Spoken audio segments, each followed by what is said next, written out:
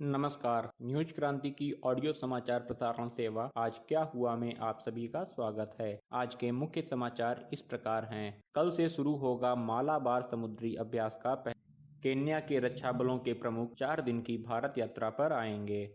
त्योहार पर confirm ticket देने के लिए रेलवे ने कसी कमर। प्रदूषण के चलते दिवाली में विनिर्माण इकाइयां खोलने पर रोक। कांग्रेस का भाजपा पर बड़ा आरोप, कहा सत्ता में आने के लिए काले धन का उपयोग करती है भाजपा। ट्राइब्स इंडिया की दुकानों पर भी मिलेगा किन्नौर का राजमा। जीएसटी क्षतिपूर्ति के लिए केंद्र सरकार ने राज्यों को 6,000 करोड़ रुपए की दूसरी किस्त जारी की। रूसी मीडिया को इंटरव्यू देने पर व्हाइट हाउस के अधिकारी ने मांगी माफी। अब समाचार विस्तार से। कहते हैं ओल्ड इज गोल्ड कहलाता है, इसलिए तो कानपुर आज भी दुलारी ज्वेलर्स ग्रुप पर अपना भरोसा जताता है। दुलारी ज्वेलर्स ग्रुप, कानपुर की pure old and trusted jewellery showroom. Visit की Dulari jewellers Kidwai Nagar and Dulari jewellers Lal Bangla.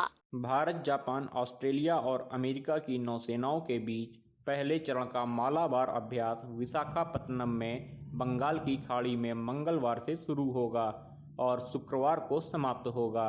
Bharat, Japan और अमेरिका पहले से ही इस अभ्यास में हिस्सा लेते रहे हैं, लेकिन इस बार ऑस्ट्रेलिया को भी इसमें शामिल किया गया है। मालाबार अभ्यास वर्ष 1992 में पहली बार भारत और अमेरिका के बीच शुरू हुआ था। इसके बाद वर्ष 2015 में इसमें जापान को शामिल किया गया और इस वर्ष ऑस्ट्रेलिया भी इसमें अपना अनुभव तथा कौशल साझा करेगा। पहले चरण के अभ्यास में भारतीय नौसेना का नेतृत्व पूर्वी नौसैनिक बेड़े के प्रमुख रियल एडमिरल संजय वात्स्यायन करेंगे। अभ्यास में नौसेना के युद्धपोत रणविजय, फ्रिगेट शिवालिक, गश्ती नौका सुकन्या, टोही विमान PI-8 तथा डॉर्नियर और हेलीकॉप्टर शामिल होंगे।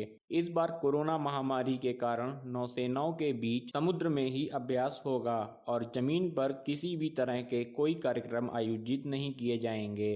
मालाबार अभ्यास का दूसरा चरण अरब सागर में इसी महीने के दूसरे पखवाड़े से शुरू होगा। केन्या के रक्षा बलों के प्रमुख जनरल रॉबर्ट किबोची आज से 4 दिन की भारत यात्रा पर आ रहे हैं। अफ्रीकी देशों से बाहर उनकी यह पहली विदेशी यात्रा है।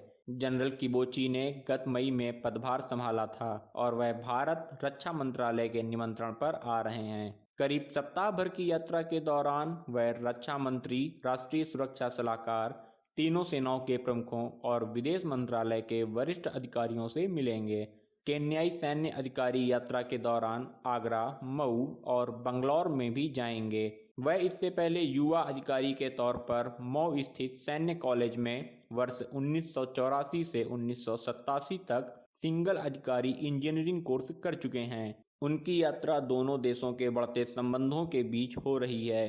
प्रधानमंत्री नरेंद्र मोदी 2016 में केन्या यात्रा पर गए थे, जिसके बाद केन्या के राष्ट्रपति 2017 में भारत आए। दोनों देशों के बीच रक्षा क्षेत्र में क्षमता निर्माण, आतंकवाद रोधी अभियानों, संयुक्त राष्ट्र शांति अभियानों, चिकित्सा स्वास्थ्य देखभाल और साइबर सुरक्षा के क्षेत्र में सहयोग है। भारतीय रेलवे ने इस त्योहारी सीजन में सभी यात्रियों को कन्फर्म सीट पर उनके गंतव्य तक पहुंचाने के लिए कमर कस ली है। रेलवे ने कहा कि वह आरक्षित टिकटों की प्रतीक्षा सूची पर पैनी नजर रखे हुए है और जरूरत पड़ने पर वह तुरंत अतिरिक्त ट्रेनें चलाएगा। रेलवे बोर्ड के अध्यक्ष एवं मुख्य कार्यकारी अधिकारी विनोद कुमार यादव ने आज संवाददाता सम्मेलन में कहा कि हम चाहते हैं कि हर कोई सुरक्षित यात्रा करे, प्रत्येक यात्री कोविड के प्रोटोकॉल का पालन करे। इस त्योहार के सीजन में रेलवे की तैयारी है कि हर यात्री कन्फर्म टिकट पर आरक्षित सीट पर बैठकर अपने गंतव्य तक जाए। इसके लिए हम अधिक से अधिक गाड़ी चलाएंगे। कोविड-19 वैश्विक महामारी के बीच गाड़ियों की स्थिति की जानकारी देते हुए श्री यादव ने कहा, इस समय 736 विशेष गाड़ियों का परिचालन किया जा रहा है। कोलकाता मेट्रो की 200 सेवाएं चल रही हैं। मुंबई में 2276 लोकल सेवाएं चल रही हैं। 21 सितंबर से 20 गाड़ियों को क्लोन ट्रेनों के रूप में चलाया गया है। इसके अलावा त्योहार स्पेशल ट्रेनों के रूप में 436 गाड़ियों को 20 अक्टूबर से 20 नवंबर के बीच चलाया जाएगा। उन्होंने कहा कि यात्रियों के लिए चलाई जा रही 473 विशेष गाड़ियों की बुकिंग की स्थिति को देखें तो पता चलता है कि 19 गाड़ियों की बुकिंग 30% है, वहीं 44 गाड़ियों में 30 से 50% तक बुकिंग है, 83 गाड़ियों में बुकिंग 50 से 75% है तथा 327 गाड़ियों में वेटिंग लिस्ट चल रही है। उन्होंने कहा कि हम इस पर पैनी नज़र रखे हुए हैं, कुछ दिनों की वेटिंग होने पर क्लोन गाड़ियां चला सकते हैं। यदि लगातार वेटिंग लिस्ट बनी हुई तो अतिरिक्त ट्रेनें चला सकते हैं। त्योहार के समय जरूरत को देखते हुए रेलवे ने अतिरिक्त गाड़ियों के परिचालन का पूरा इंतजाम कर रखा है, जिससे हर यात्री कंफर्म टिकट के साथ अपनी सीट पर बैठकर गंतव्य तक पहुंच सके। माल वाहन के क्षेत्र में रेलवे के प्रदर्शन की सराहना करते हुए उन्होंने बताया कि रेलवे ने इस साल अब तक गत वर्ष की तुलना में 15% अधिक ढुलाई की है और 9% अधिक राजस्व अर्जित किया। एक सवाल पर उन्होंने स्पष्ट करते हुए कहा कि विशेष गाड़ियों में रेलवे 2015 के फार्मूले के अनुसार किराया ले रहा है और कोविड काल में रोगियों और विद्यार्थियों को छोड़कर सभी प्रकार की रियायतों को स्थगित किया गया है।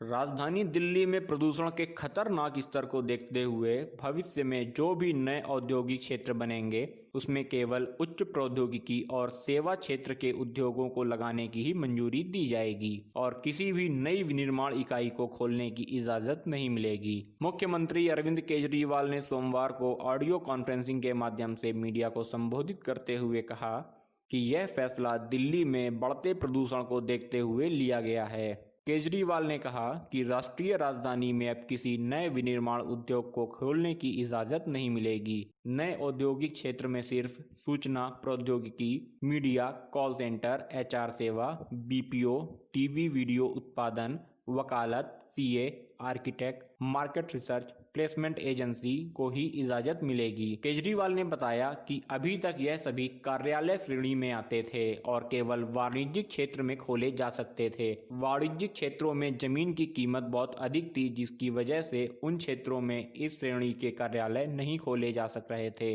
इस कारण अधिक कार्यालय गुड़गांव, नोएडा और फरीदाबाद में खुल रहे थे। सरकार के इस फैसले से सस्ती दर पर औद्योगिक क्षेत्रों में इस तरह के कार्यालय भविष्य में खोले जा सकेंगे। मुख्यमंत्री ने कहा कि अब राजधानी में प्रदूषण करने वाले उद्योग नहीं खोले जाएंगे और औद्योगिक क्षेत्र साफ सुथरा और हरा भरा रहेगा। उन्होंने कहा कि 3-4 साल पहले हमने यह प्रस्ताव केंद्र सरकार को भेजा था और पिछले 3-4 माह से हम केंद्र सरकार के संपर्क में थे। मुख्यमंत्री केजरीवाल ने इस कदम को ऐतिहासिक बताते हुए कहा कि आने वाले समय में प्रदूषण के समाधान के लिए और राजधानी को साफ सुथरा बनाने के लिए यह कदम बहुत ही निर्णायक साबित होगा। अरविंद केजरीवाल ने जानकारी देते हुए बताया कि केंद्र ने नए औद्योगिक इलाकों को लेकर दिल्ली सरकार के प्रस्ताव को मंजूरी दे दी है और इसकी अधिसूचना जारी कर दी है। गौरतलब है कि राजधानी दिल्ली में पिछले दिनों से प्रदूषण का बेहद खतरनाक स्तर चल रहा है। कांग्रेस ने गुजरात के एक विधायक का दल बदल के लिए 10 करोड़ रुपए लेने से संबंधित वीडियो सामने आने के बाद यह आरोप लगाया कि भारतीय जनता पार्टी सत्ता लोलुप है और वह सत्ता के लिए व्यापक स्तर पर काले धन का इस्तेमाल करती है। कांग्रेस प्रवक्ता अभिषेक मनु सिंघवी, पार्टी गुजरात के प्रभारी राजीव सातव और गुजरात प्रदेश कांग्रेस के पूर्व अध्यक्ष अरविंद मोढवाडिया ने सोमवार को यहां संयुक्त प्रेस कॉन्फ्रेंस करते हुए कहा कि भाजपा असीमित सत्ता लोलुप है और इसके लिए वह किसी भी हद तक जाने को तैयार है। उन्होंने कहा कि गुजरात विधानसभा के पूर्व सदस्य सोनाभाई पटेल ने कल एक वीडियो जारी किया जिसमें उन्होंने कहा कि दल बदल के लिए 10 करोड़ रुपए उन्हें दिए गए। उन्होंने वीडियो में प्रधानमंत्री नरेंद्र मोदी तथा गृह मंत्री अमित शाह का नाम लिया और कहा कि यह राशि इन दोनों नेताओं के कहने पर उन्हें पहुंचाई गई। कांग्रेस नेताओं ने कहा कि यह सब कैमरे में कैद है और इसके लिए किसी भी प्रमाण की जरूरत नहीं है।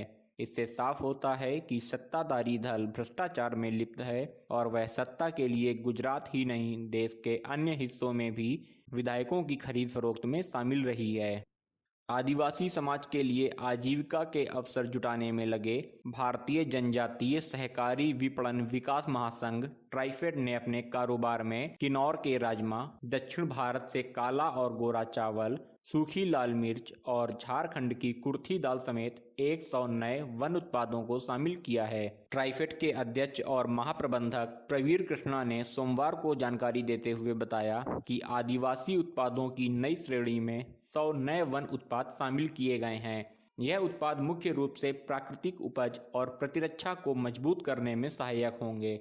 यह देश भर में आदिवासियों का जीवन स्तर सुधारने में सहायक होगा और इन उत्पादों की बिक्री का लाभ आदिवासियों तक जाएगा। उत्पादों की नई श्रेणी में किन्नौर के राजमा, अखरोट, बादाम, गोरा लाल और काला तथा मैजिक चावल, कुर्थी दाल, मधुमक्खी के छत्ते से प्राप्त मोम के उत्पाद, रागी से बने खाद्य उत्पाद, सूखी मिर्च, पूर्वोत्तर के बांस उत्पाद समेत 100 नए वन उत्पाद ट्राइब्स इंडिया की दुकानों पर उपलब्ध होंगे।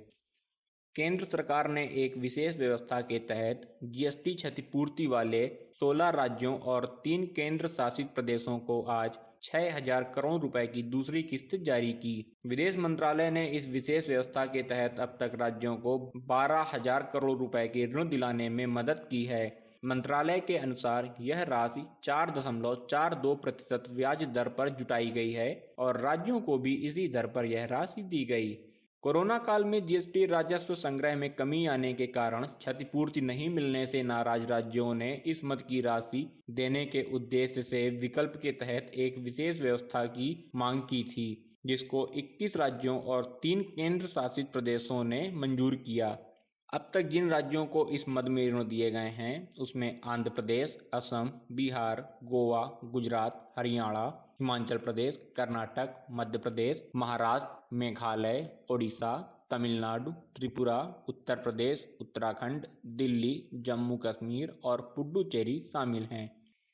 अमेरिका के राष्ट्रपति कार्यालय व्हाइट हाउस में कोरोना वायरस मामले के सलाहकार स्कॉट एटलस ने एक रूसी मीडिया एजेंसी को साक्षात्कार देने पर माफी मांग ली है। स्कॉट एटलस ने रविवार को ट्वीट किसी ने मेरा इंटरव्यू लिया था और मुझे नहीं पता था कि यह देश में एक विदेशी एजेंट के रूप में पंजीकृत है। मुझे इसके लिए पछतावा है और मैं इस संबंध में माफी मांगता हूं। सलाहकार ने कहा, मैं राष्ट्रीय सुरक्षा समुदाय से माफी मांगता हूं जो हमारी रक्षा के लिए कड़ी मेहनत कर रहा है। कहते हैं ओल्ड इज गोल्ड कहलाता है, इसलिए तो कानपुर आज भी दुलारी ज्वेलर्स ग्रुप पर अपना भरोसा जताता है। दुलारी ज्वेलर्स ग्रुप, कानपुर की pure old and trusted jewellery showroom. Visit की Dulari jewellers Kidwai Nagar and Dulari jewellers Lal Bangla. यह थे आज के मुख्य समाचार। देश व दुनिया की अन्य बड़ी खबरों से जुड़े रहने के लिए आप हमारी वेबसाइट www.newskranti.com पर लॉगिन कर सकते हैं। न्यूज क्रांति से जुड़े रहने के लिए धन्यवाद। शुभ रात्रि।